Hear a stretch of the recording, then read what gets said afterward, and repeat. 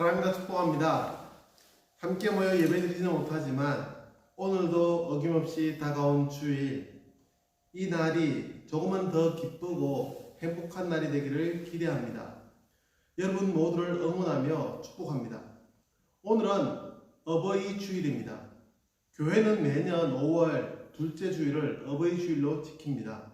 지난 금요일 8일이 어버이날이었는데 그 날과 같이 교회에서는 하나님이 이루신 가족의 소중함과 부모님의 은혜를 생각하며 더욱 부모님을 공경하겠다고 다짐하는 주일로 지키고 있습니다.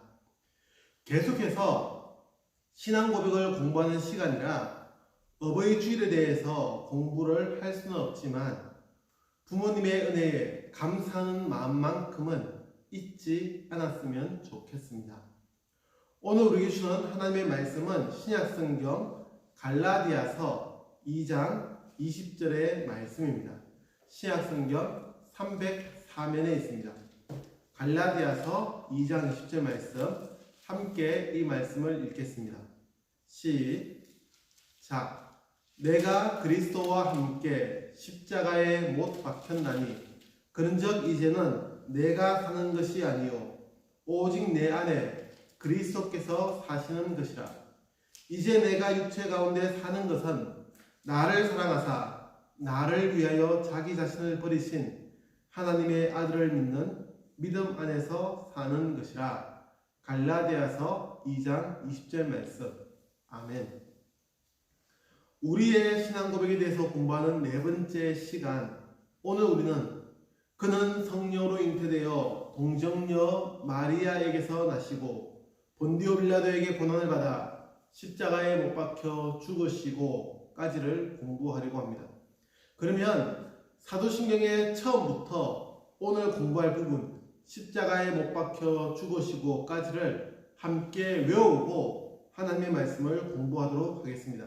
시작. 나는 전능하신 아버지 하나님 천지의 창조주를 믿습니다. 나는 그의 유일하신 아들 우리 주 예수 그리스도를 믿습니다. 그는 성령으로 잉태되어 동정녀 마리아에게서 나시고 본디오 빌라도에게 고난을 받아 십자가에 못 박혀 죽으시고. 여기까지입니다. 오늘은 3년 전 사도신경을 공부할 때에 이야기했던 것과 비슷한 내용으로 진행하려 합니다. 그때에도 하나의 영화를 소개했었는데 같은 영화를 소개합니다. 기억하고 있을지 모르겠습니다. 이 영화는 신과 인간이라는 제목의 영화입니다. 신과 함께가 아닙니다. 헷갈리지 마십시오. 신과 인간입니다. 1996년 5월 아프리카 알제리 티브히린 지방에서 7명의 가톨릭 사제와 수도사의 시신이 발견됩니다. 이슬람 근본주의자들로 구성된 알제리 반군들이 저지른 짓이었습니다. 그리고 숨진 사제 중 한 명은 그 마을에서 의사를 도와 간병인 역할을 맡아왔던 사람이고 또 숨진 사람 중 한 사제는 무슬림 사람들을 더 잘 이해하기 위해서 코란을 공부할 만큼 차별 없이 마을 사람들을 아꼈던 사람이었습니다. 사건은 이슬람 근본주의 반군들이 외국인들을 처참하게 살해하고 있다는 소식이 이들에게 들려오고 사제와 수도사들은 목숨을 구하기 위해서 마을을 떠날 것인지 아니면 마을 사람들을 돌보며 남아있을 것인지를 선택의 기로에 놓이게 되면서 시작됩니다. 결국 그들은 마을 사람들과 함께 있기로 결심하고 마을에 남습니다. 눈 내리는 겨울, 이 마을에 이슬람 반군들이 찾아왔고 그 이듬해 늦은 봄, 그들은 결국 살해된 채로 발견되었습니다. 이 영화의 배경이 되는 알제리 티브히린 아틀라스 수도 이야기는 실화입니다. 실제 내용이 영화의 내용과 약간의 차이가 있기는 합니다. 그러나 큰 줄거리는 동일하다고 생각하면 됩니다. 이 수도원의 사제와 수도사들은 이슬람 반군들이 수도원을 위협한 이후로 3년 동안 이 마을에 머물면서 마을 사람들을 돌보았습니다. 그 3년 동안 보스니아라는 곳에서는 이슬람 교도들이 학살당하고, 반면 알제리에서는 기독교인들이 보복 학살을 당하며 죽음의 공포가 수도원을 짓눌렀습니다. 서로가 서로를 반복적으로 죽이는 전쟁이 이어진 것입니다.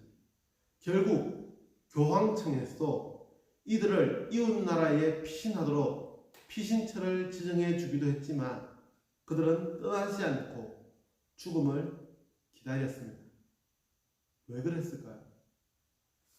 이런 일화가 있습니다. 사제들이 마을 사람들이 모여있는 자리에서 이야기합니다. 우리는 떠날지도 모릅니다. 그러자 주민들이 물었습니다. 왜 떠나시는데요? 사제들이 다시 말합니다. 새들이 머물던 가지를 떠났는데 이유를 설명하지는 않죠. 주민들이 다시 말합니다. 신부님, 여러분들이 새가 아니라 우리가 새입니다. 여러분은 우리가 깃든 가지고요. 이슬람 마을에 잠시 흘러들어와 주민들을 돌보고 있다고 여겨온 사제들은 그때 큰 충격을 받고 영적인 눈으로 마을과 수도원 그리고 자신들과 주민들의 처지를 다시 바라보게 됩니다. 겉으로는 이슬람 국가에 들어와 선교하는 기독교 사제들이 이방인입니다. 알제리 정부군도 알제리 이슬람 반군도 사제들이 이방인이라 생각했습니다. 그러나 주민들의 물음을 묵상하며 아틀라스의 사제들은 하나님의 은총과 그리스도의 구원을 전하며 헐벗은 주민과 난민들을 돌보고 있는 자신들이 숲이고 안식처이며 전쟁과 가난 속에서 헤매는 사람들이 새이고 이방 나그네임을 알게 됩니다. 분노와 증오, 이념에 사로잡혀 살인을 저지르는 점령 반란군들도 죄에 빠져 헤매는 이방인임을 깨닫게 된 것입니다. 사제들은 이 순간 이 자리에서 그리스도와 함께 살고 그리스도와 함께 죽으면 그뿐임을 고백합니다. 그금은 충분하고 후회나 아쉬움이 없는데 왜 도망을 치겠나 라며 사제들은 그곳에 남습니다. 그리고 결국 그들은 죽음을 맞이합니다. 그리스도인은 그리스도의 한 송이 들꽃으로 그저 피었다 지는 것입니다. 들꽃은 햇볕을 찾아 자리를 옮기지 않습니다. 다시 한 번 더 말합니다. 들꽃은 햇볕을 찾아 자리를 옮기지 않습니다. 자신의 향기를 뽐내지도 않고 더 많은 땅을 넘보지도 않습니다. 자신이 자라난 그리고 자신이 꽃피운 것에 충실하다가 그저 그 자리에서 사그라들 뿐입니다. 저는 우리 당찬교회 학생들에게 간곡히 부탁하면서 이 말씀을 드리고 싶습니다. 우리가 그리스도의 뒤를 따르는 제자라고 이야기할진데 우리는 우리의 삶을 다시 되돌아보아야 합니다. 우리는 얼마나 그리스도와 연결된 가지가 되어 살아왔는지 생각해 보아야 합니다. 우리는 나무의 줄기가 아닙니다. 우리는 그리스도라는 나무의 가지일 뿐입니다. 또는 여전히 우리는 이방인, 즉 새라고 여기며 생활하고 있지는 않습니까? 마지막 이야기, 들꽃에 대한 글이 기억에 남습니다. 들꽃은 햇볕을 찾아 자리를 옮기지 않습니다. 그것이 들꽃의 삶입니다. 우리는 이 시대를 살아가는 들꽃이 되어야 합니다. 주님께서 걸어가신 것처럼 예수님이 이 땅에 오셔서 한 송이의 들꽃으로 살아가셨던 것처럼 우리도 그분의 뒤를 따라 한 송이의 들꽃이 되어야 합니다. 우리의 욕심이 아니라 하나님의 뜻을 생각해야 합니다. 코로나19가 확산되면서 사순절 절기도 끝났고 종려주일과 부활주일까지 지나갔습니다. 그러나 2000여 년 전에 우리를 위해 고난당하신 예수님은 늘 잊지 않아야 합니다. 특별한 절기만 기억하고 되뇌이는 것이 아니라 우리의 가슴 속에는 늘 그리스도에 대한 고백이 새겨져 있어야 합니다. 그래서 그리스도는 나무이고 우리는 가지라고 비유적으로 이야기하는 것입니다. 가지가 나무에서 떨어지면 꺾이면 더 이상 살 수가 없는 것처럼 우리도 예수 그리스도와 떨어지면 더 이상 살 수가 없는 것입니다. 그리스도인으로서의 삶은 끝나는 것입니다. 그런 점에서 오늘의 말씀을 묵상하며 그리스도인의 삶을 다시 생각해보는 시간이 되기를 기대합니다. 그리고 한 권의 책을 소개합니다. 여러분에게 조금 어려울지는 모르나 자신의 사명이 무엇인지를 생각하며 살았던 한 목사님, 신학자의 책입니다. 바로 이 책입니다.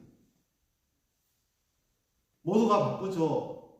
그러나 그 바쁜 시간을 쪼개서 이 책을 읽게 된다면 여러분이 삶을 대하는 자세가 참 많이 달라질 것입니다.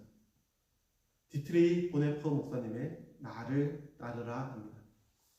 사랑하는 당찬교회 친구 여러분, 우리는 사도신경을 고백할 때마다 예수님의 삶과 죽음을 기억하며 그분과 함께 살아가기를, 그리고 이 시대의 들꽃이 되기를 간절히 기도합니다. 기도하겠습니다. 살아계신 하나님, 우리는 그리스도의 가지임을 다시 한 번 더 고백하며 주님이 걸어가신 그 길을 따라 걸어가는 믿음의 삶을 살게 하여 주옵소서. 우리의 욕심을 이루려고 노력하지 않게 하시고 늘 하나님의 뜻을 이루가기 위해서 기도하며 하루하루를 살아가게 하옵소서. 예수의 이름으로 기도합니다. 아멘.